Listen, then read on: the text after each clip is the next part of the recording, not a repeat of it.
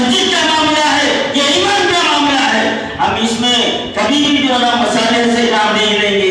ہم یہ نہیں دیکھیں گے کہ ہمارے بڑے مقابل کون ہے، وہ کتنا طاقتور ہے، ہم یہ نہیں دیکھیں گے. ہم یہ دیکھیں گے کہ پروردگار ہمارے ساتھ ہے، خالق کائنات کی مدد ہمارے ساتھ ہے. ایسے کئی جو طاقتور ہمارے سامنے آ جائیں گے تو ہمارا کچھ بگاڑ نہیں سکتے.